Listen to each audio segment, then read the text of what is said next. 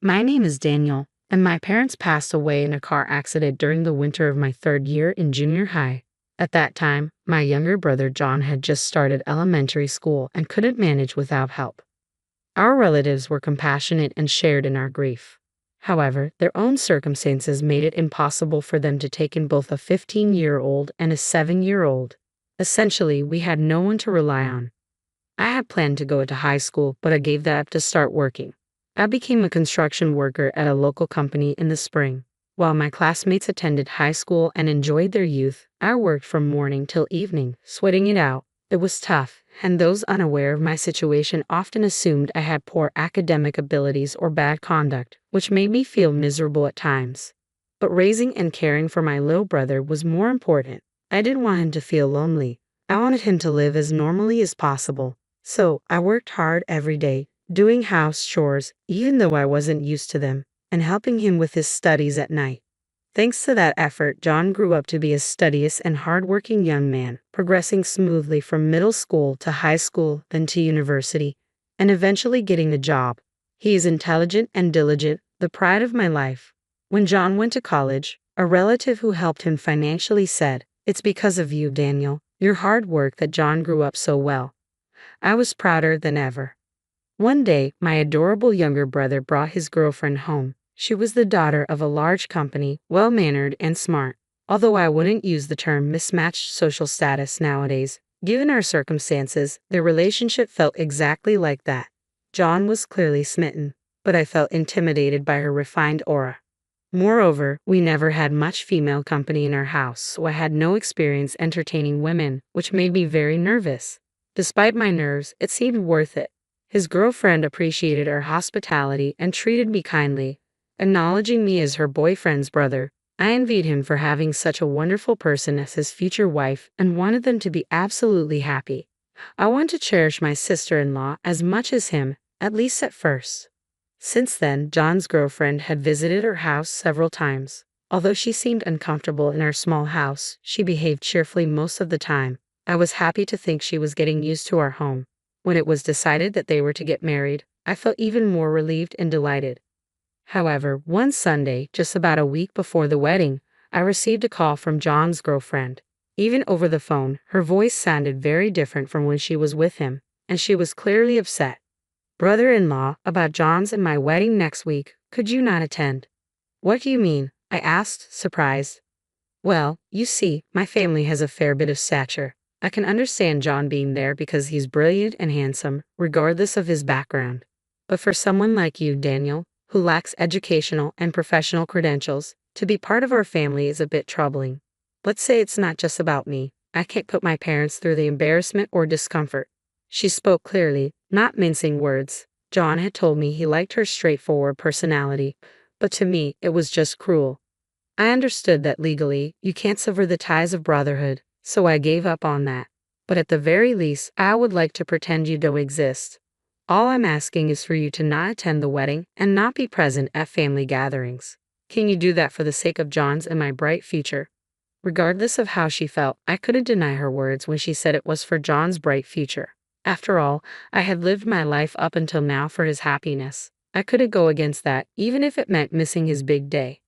I understand your point. I've lived long enough to have been told about my lack of education and career credentials. If my absence will benefit John and you, I will not attend the ceremony. Is that okay?" "Yes, I really appreciate it," she said. As soon as I confirmed my absence, her mood seemed to brighten. She said goodbye in the cheerful voice I was familiar with and hung up the phone. After the call, I felt a wave of exhaustion and slumped onto the floor. Though I had agreed, it didn't mean I wasn't upset. It was painful to know that someone who was about to become family thought of me in such a way. The most painful part was not being able to attend John's wedding. I had wanted to bring our parents' portraits and celebrate with the four of us as a family. But I couldn't deny it.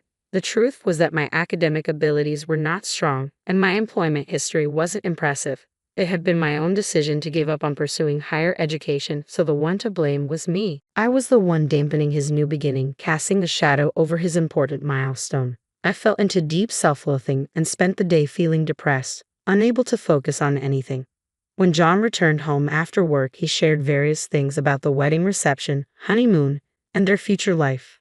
However, Due to what his fiancé had said earlier, I found it difficult to respond meaningfully or engage in the conversation. Daniel, what's wrong? Are you feeling ill?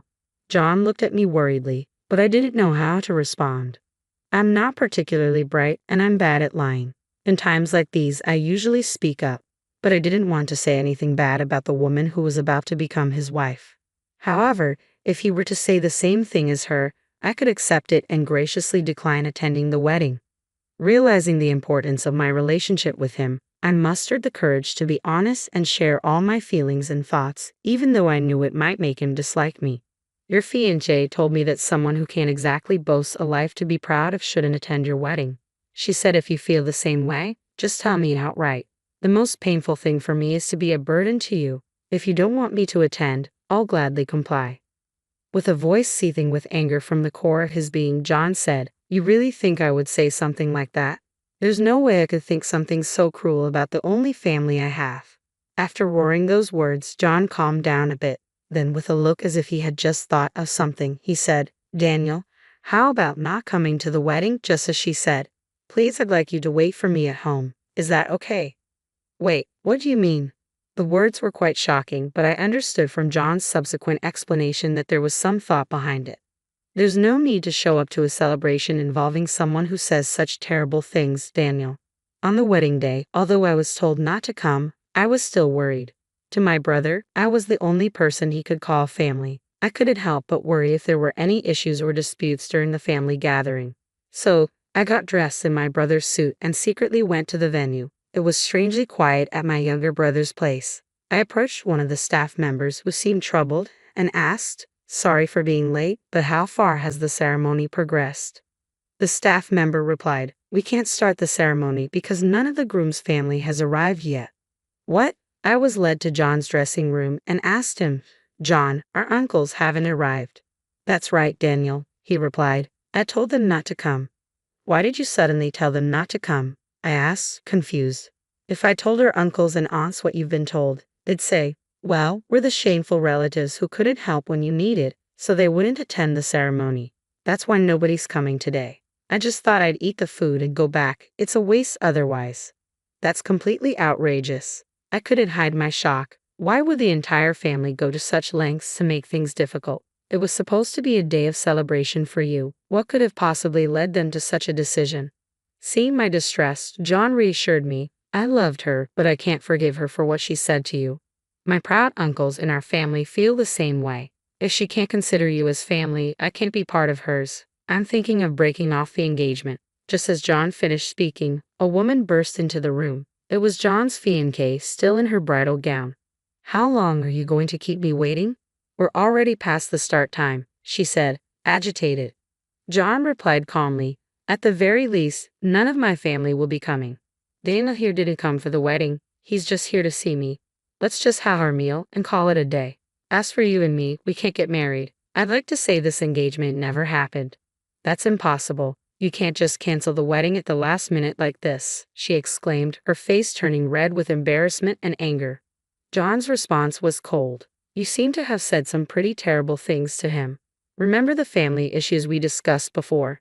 Knowing all that, you decided to say something that would upset him while I wasn't around. At first, I was surprised at how low you could stoop, but then I realized you're exactly the type to do something like this. You only see people based on their achievements, don't you? Unfortunately, I'm also what you'd call a failure, raised by another failure. So, I can't marry a woman who doesn't care about my family." She burst into tears. "I'm just telling the truth. I can't introduce a family where the husband's family consists of only high school dropouts working in construction. How shameful." I asked myself if I could remain silent after being talked to like that. John defended me and sided with me, and if I kept my silence, it would make him look foolish. This was an issue between her and me. While she might be right, I have lived my life doing my best. It hurts when someone who knows nothing about me looks down on me. Yes, I might not be the brightest and I have no prestigious credentials, but even without such things, I have lived my life strongly to protect my precious family. You have no right to deny my way of life." With her hysterical crying and my loud voice, her family and the venue staff began to gather. Inadvertently, everyone heard her offensive words. Her parents, figuring out what was happening through her words, began to bow their heads to my brother and me. "And here I thought you finally found a man to marry, and you start saying such things. I thought I could finally relax, thinking you were going to move out." Her father, his head in his hands, scolded her. "We deeply apologize. It's partly your fault for spoiling her too much. We sincerely apologize and hope you can forgive her," her mother said, despite wearing a beautiful dress with a shamefaced, apologetic expression. Even her friends who were attending the wedding seemed to have had enough of her offensive remarks about the groom's family. No one came to her defense or interfered. The attendees just stared at her in disbelief. Even she, usually so glib, was left speechless. Perhaps she finally realized the reactions her words were causing, or maybe she finally understood the disastrous situation she had created. "I was 7 when our parents died," John began.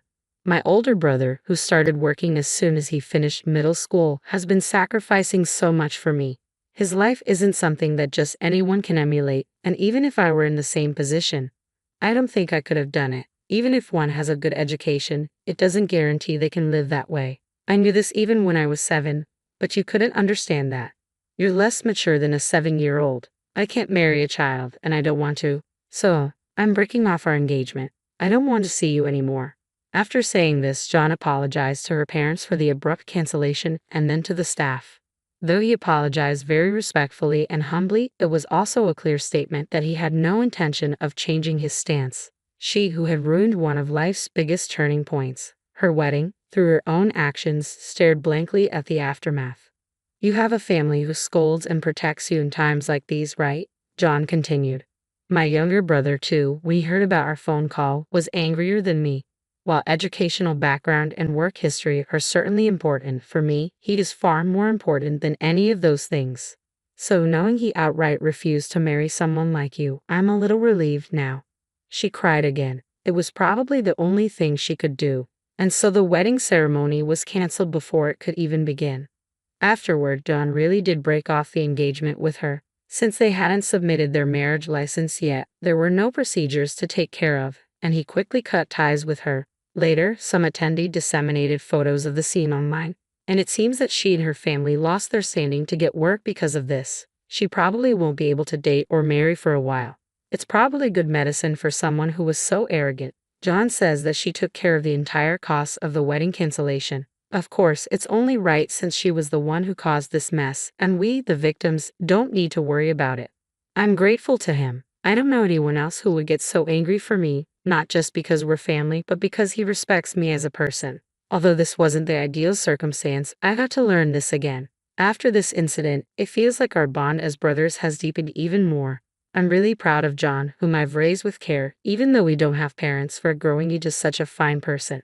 Encouraged by him, I started studying for my high school equivalency exam, something I'd been contemplating for a while. A year later, I passed the exam and switched jobs. It's a completely different feel from what I was doing, but learning something new is fun. While working hard, I got my first girlfriend. Of course, she's a woman who values me and my precious family. I plan to invite her over and introduce her to John soon. I want to brag about my wonderful younger brother.